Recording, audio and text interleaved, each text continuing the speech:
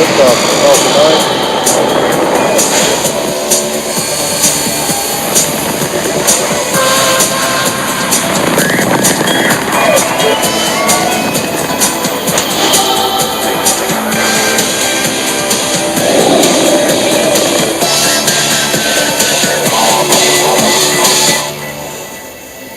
Good evening. It is Wednesday, June 3rd, and you are looking at a live view of Falcon 9 as it awaits its 9:25 p.m. Eastern Time launch from Cape Canaveral Space Launch Complex 40 in Florida. Hello from SpaceX headquarters in Hawthorne, California. My name is Jesse Anderson, and I'm a lead manufacturing engineer here at SpaceX. You're watching a live webcast for our 8th Starlink mission and our 9th mission this year. To date, we've launched over 420 Starlink satellites to orbit. As a reminder, Starlink is a constellation of satellites that can provide high-speed, low-latency internet all over the globe, particularly in remote or rural areas where connectivity is limited or completely unavailable. This latest launch comes on the heels of our historical first launch of humans over the weekend. In case you missed it, we'll give you a quick update on that later in the broadcast. At T-minus 9 minutes, all systems are go for an on-time liftoff this evening. And if for any reason there is a hold on the countdown today, we have a backup launch window opportunity tomorrow at 9:04 p.m. Eastern. You're looking at a live view of Falcon 9, our 70-meter two-stage liquid-fueled launch vehicle, getting ready for launch from Space Launch Complex 40, or SLIC 40. This booster will be flying for the 5th time today. It previously supported the Telstar 18 Vantage mission, Iridium 8, and the first Starlink mission, as well as the third Starlink mission. The bottom two-thirds of the vehicle is the first stage. You can see the soot markings left over from its last flight. And the first stage accelerates the vehicle through the Earth's atmosphere into space with the help of 9 Merlin engines at the base of the rocket. Today, we will be attempting to recover the first stage for the 5th time, which, if we are successful, would be the first 5th landing of a Falcon 9 booster. Today, we are using our drone ship, Just Read the Instructions, which was our very first drone ship, and opposed to our more commonly used drone ship, Of Course I Still Love You, since it was currently occupied by our Demo 2 Falcon 9 booster up until last night from this past weekend's exciting historical launch. Just Read the Instructions is currently stationed about 350 nautical miles northeast of the Cape and about 200 nautical miles east of Charleston. Above the first stage is the second stage, which has a single Merlin vacuum or MVAC engine, which ignites after the first stage separates. The second stage is what will carry the Starlink satellites into an elliptical orbit above the Earth's surface. From there, they will use their propulsion system to move up to their operational altitude of 550 kilometers. And Falcon 9 has been loading propellant since T-minus 35 minutes. And as a reminder, we use a rocket-grade kerosene, or RP1, as our fuel, and super chilled liquid oxygen, or LOX, as our oxidizer to power Falcon 9. And currently, RP1 and LOX are nearly fully loaded on both stages, and LOX will continue to be topped off right until the last minute of the countdown. The stack of 60 satellites is safely enclosed inside of the 17-foot diameter payload fairing, which you can see on your screen. That's that pointed structure at the very top of the rocket.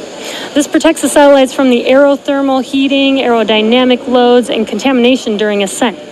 But once we reach the vacuum of space, we no longer need them, so we will jettison the fairing as the second stage continues on its journey to orbit. We will be attempting to recover the fairing halves today using our recovery ships Miss Tree and Miss Chief. At approximately T plus 40 minutes, the team will perform a poll to confirm if we're all good to make a catch attempt, and weather plays a factor as well as telemetry of the fairing, its altitude, position, and speed. And we were watching some thick clouds earlier, making sure that we are good for weather, just like we did in last week's launch, Demo 2 launch, constantly checking on the weather. But today, we are currently go for weather at T0.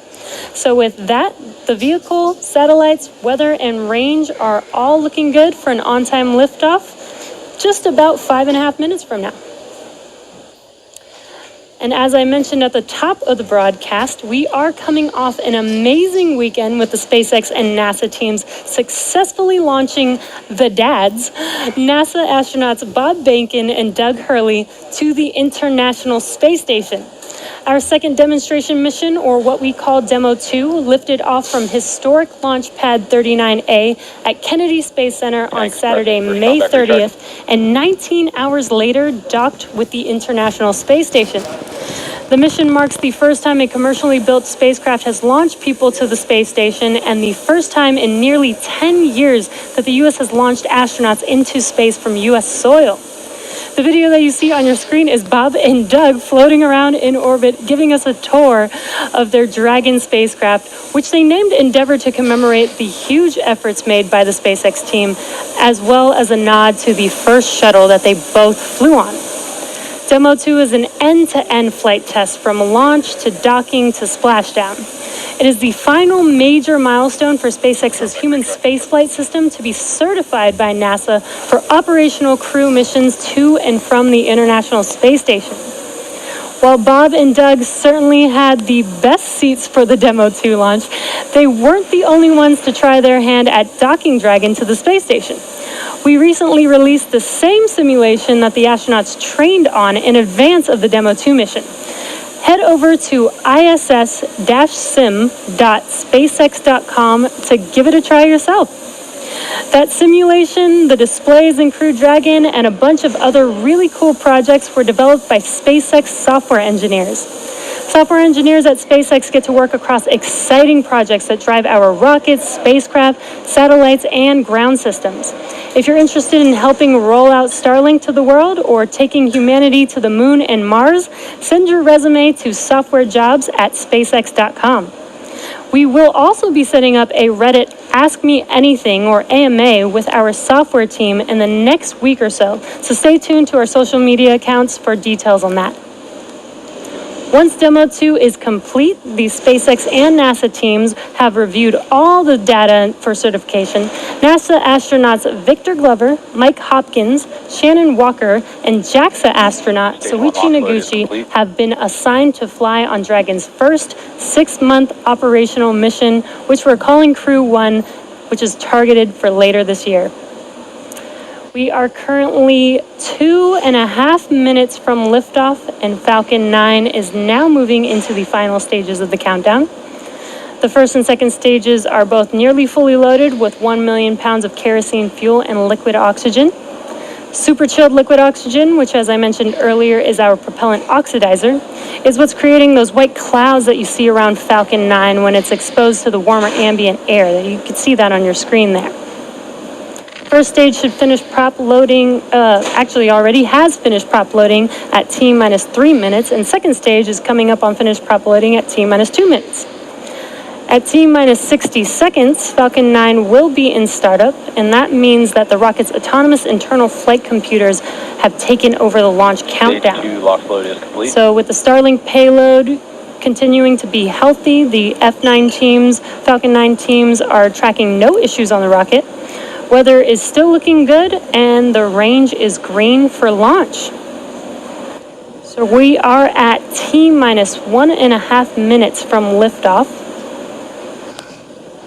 And again, in about 30 seconds, Falcon 9 will be in startup. What this means is that the vehicle will basically be autonomously making its decision if it will continue with liftoff at T0.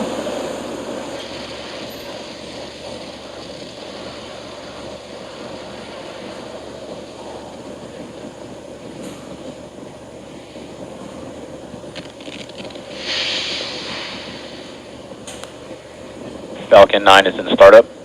And there's that call out that Falcon 9 is in startup.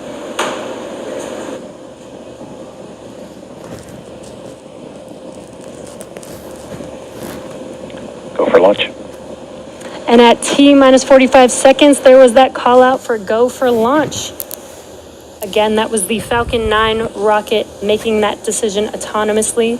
Now we are T-30 seconds from liftoff of our Starlink payload tonight. So let's listen in and watch liftoff.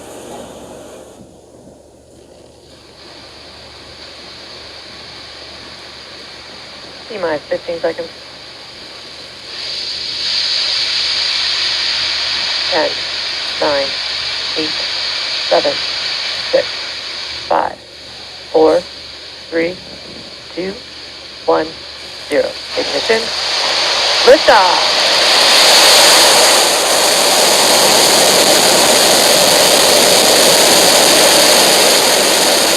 Falcon 9 pushing down range.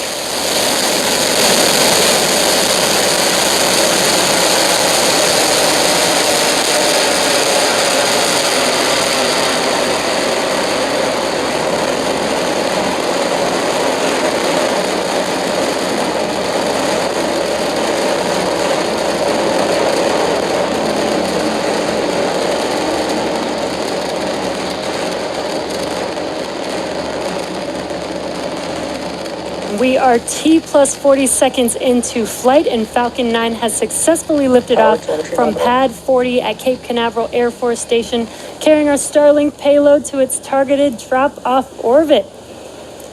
Moments ago, we did throttle down our engines in preparation for max Q, and that is the maximum aerodynamic pressure, which is the largest structural load that the vehicle will see. That's coming up here in a few seconds. Wow. This is way faster than it used to be. Max Q. And there's that call out that we have just passed through max Q.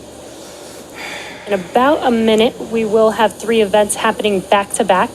The first of which will be main engine cutoff, or MECO.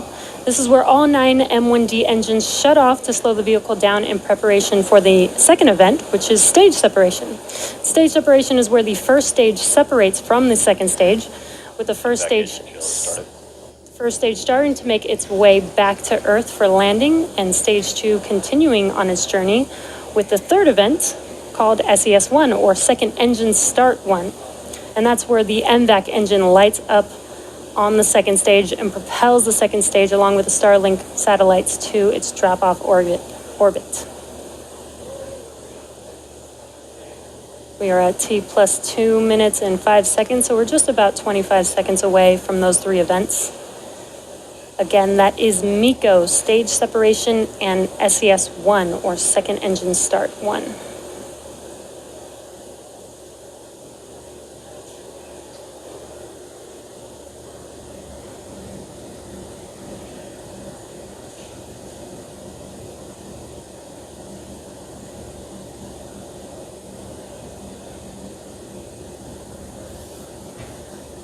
Eco.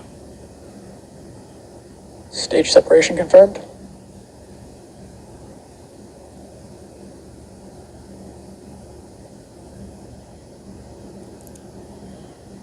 And there you can see on your screen, on the left screen, we had main engine cutoff and stage separation. On your right screen is the second stage MVAC engine lighting up, glowing bright red there. And it is a bit dark on the East Coast, but you can see on your left screen that first stage, those grid fins are deploying. And on your right screen, we have fairing deploy coming up here. Separation confirmed. And there is that confirmation of fairing deploy. Now let's see if those fairing halves can be recovered by our recovery ships, Miss Tree and Miss Chief today. Again, we won't have that live. That will happen around T plus 40 minutes. So check in with our social media accounts for updates on those fairing halves.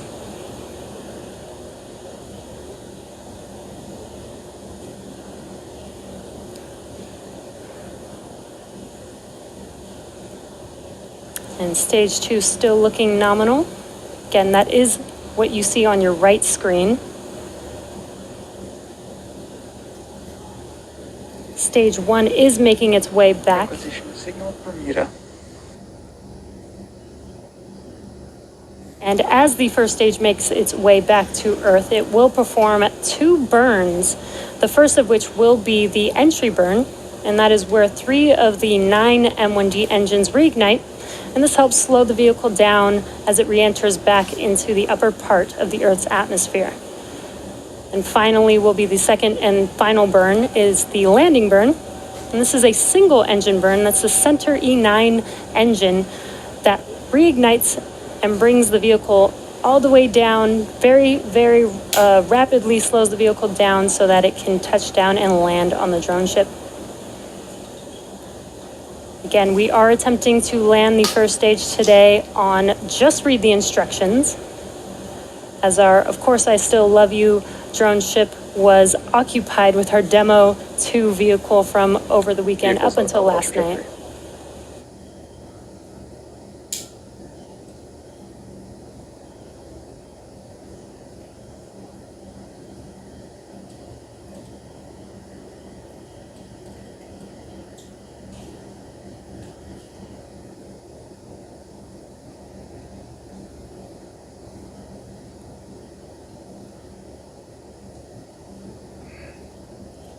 We are at T plus 5.5 minutes. Stage 2 still looking nominal. And first stage making its way back. That first burn, that entry burn, will be coming up in about a minute from now, around T plus 6 minutes and 45 seconds. And that entry burn will last about 20 seconds long. Again, that is to slow the vehicle down as it re-enters back into the Earth's atmosphere.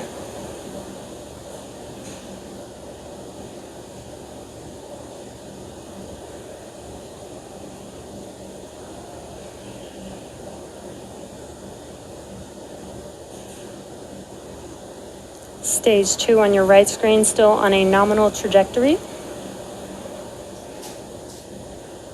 And on your left screen, it is a little bit dark. It is nighttime on the East Coast, but we should see that screen light up with that entry burn, those 3 engines reigniting.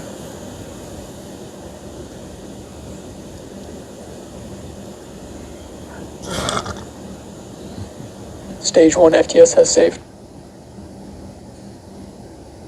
Stage 1 entry burn has started. And there you hear that call out, as well as a visual confirmation that those engines have reignited. The vehicle continues to follow a nominal trajectory.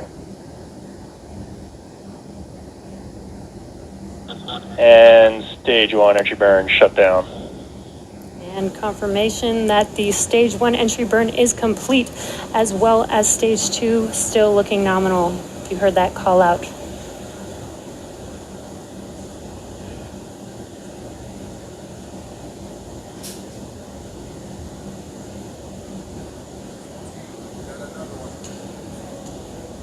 Coming up next is the landing burn around T plus 8.5 minutes, around 8 minutes and 24 seconds. Looks like we lost that live view of the first stage coming down, but that is expected. So hopefully we can get that live view back. Right now, Stage 1 is transonic. Right now what you're seeing on your left screen is the drone ship Just Read the Instructions. Followed very closely after the landing burn and landing of the first stage will be Seco 1, that is second engine cutoff, around T plus 8 minutes and 58 seconds.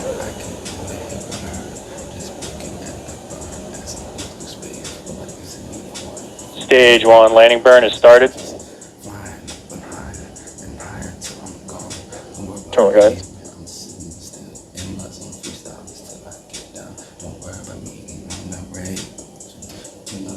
Landing legs have deployed. Stage 2 FTS has saved. And wow, as you saw coming And down, GRTI, we have that a first stage 1 stage landed. Falcon Landing 9, operators moving to procedure 11.100 on recovery 1 and DCF 9.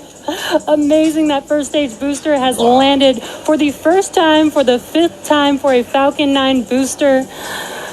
That is amazing. We're waiting for second stage engine cut off.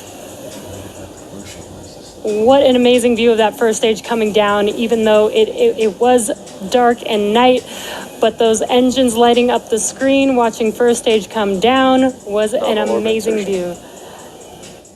And we heard a call out of good orbit for second stage. Acquisition of signal, Newfoundland. And now that second stage is going to now that second stage is in a good orbit, it's going to coast for a few minutes. And during this time, it will start to spin along its central axis, giving these Starlink satellites the momentum that they need to space themselves out over time after they deploy. So we will take a quick break and return back here at T plus 14 minutes.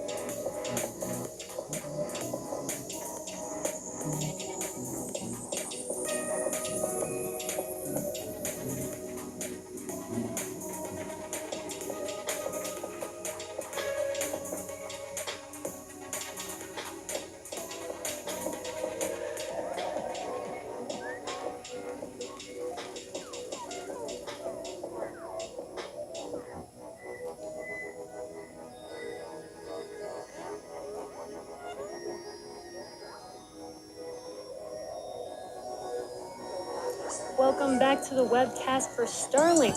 So far, we had an on-time liftoff tonight. Stage 1 successfully separated from Stage 2 and made its way back to land on our drone ship. Just read the instructions, which was the first time a booster has landed for a 5th time in SpaceX history. So very exciting. Stage 2 is still nominal. And now we are coming up on deployment of the Starlink satellite shortly here in about 40 seconds or so. And we firmly believe in the importance of a natural night sky for all of us to enjoy, which is why we have been working with leading astronomers around the world to better understand the specifics of their observations and engineering changes we can make to reduce satellite brightness. One measure we're taking to accomplish this is by adding a deployable visor to the satellite to block sunlight from hitting the brightest parts of the spacecraft. Now let's listen into that call out for payload deploy.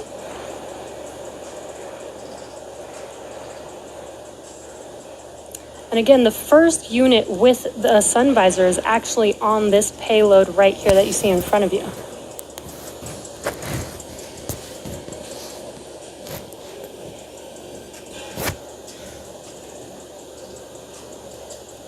Why does it look like that's the moon behind it? I think it is. Payload deploy confirmed. And there is that confirmation. We got a live view as it was deploying from the vehicle. Those Starlink satellites are making their way, separating from second stage right in front of you right now. Shortly, they will deploy their solar array, and over the next few days and weeks, they will distance themselves from each other and use their onboard ion thrusters to make their way to their operational orbit. And also, just to note, tomorrow is June 4th. That was actually the anniversary of our first Falcon flight. 10-year anniversary of our first flight. So very exciting time. First Falcon 9 flight. So very, very exciting times.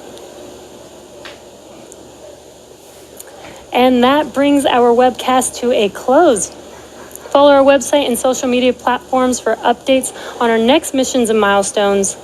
And as the work goes on to build a better, more exciting future, please stay safe, stay healthy, and we'll see you at the next launch.